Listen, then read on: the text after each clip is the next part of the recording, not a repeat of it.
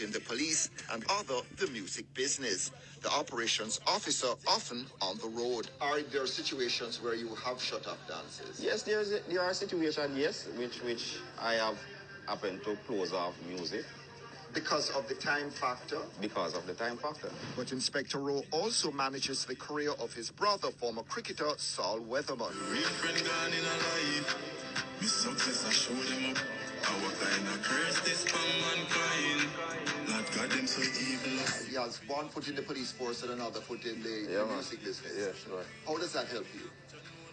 I'm not telling a lie, still nothing different from me as working with a police officer than a regular man working with a regular man. At the same procedure we have to go through. No, we not get nothing easy. You see, me still a fight and still a battle. But at the end of the day, we know so we have to come out victorious.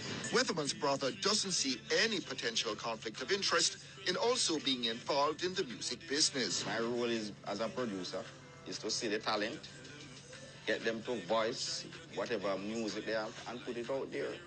To be interactive with the daily thing. I will go to some of the events, but I don't want to bridge over here and over there because that would be going down a slippery slope. I'm not serving two masters. I'm basically doing other part of what I love, and I've been doing this for, well, professionally for 5 years, but it's not conflict of interest. I produce music, I help young upcoming artists, I basically invest and try to get some of these youth that has talent to go out there, so I don't see no conflict of interest. Say you work with a selector or say you work with an artist. That artist is at the dance or the selector is playing at that dance. You could cut them some slack. Yeah, number 3, bro. Something wrong with your head? Don't mind me. I just be cool here. Don't mind me. This bitch make me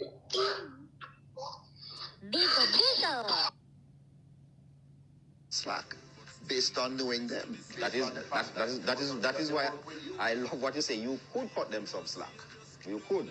Yes, but as I said, definitely that would be a conflict. That could be a conflict of interest. But as I said before, if it's it that I'm working, you would have to, because that is how we should operate. You understand my position and I understand your position.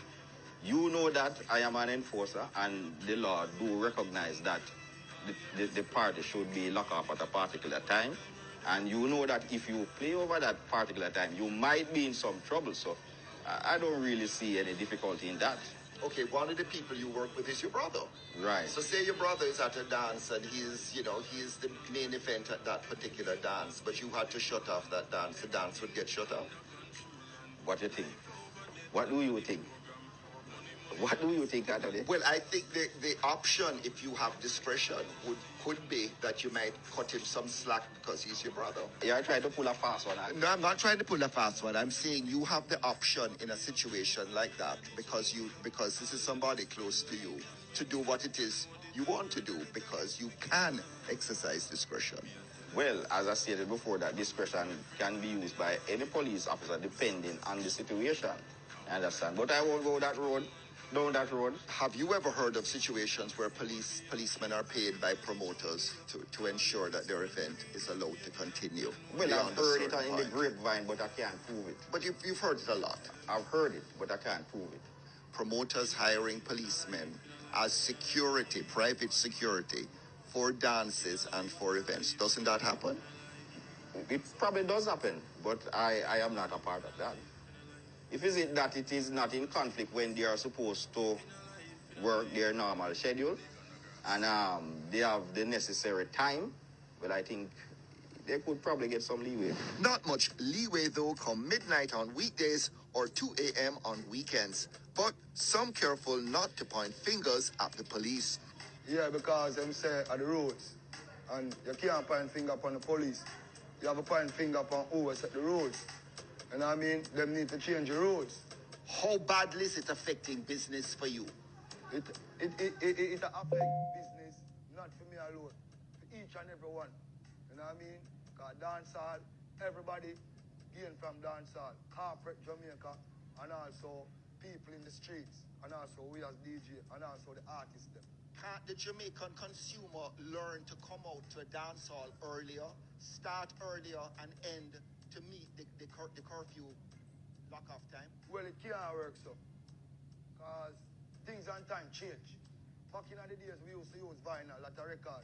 Then come with that thing named CD player. Now you have laptop. You have to upgrade. So the rules are what them said. We have to change it because for one night, you have like 3 concerts. You know what I mean? And every man have to eat a food.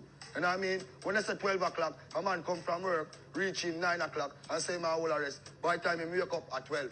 Christmas coming, but high crime figures and ongoing zones of special operations not pointing to a relaxation of current restrictions anytime soon. How is this going to end? Them soon change it, man. It's not gonna fix it. Do you see yourself having to make a choice between policing and being a music producer? When that day come, I will know what to do. Dancehall can't stop. Dancehall can't stop.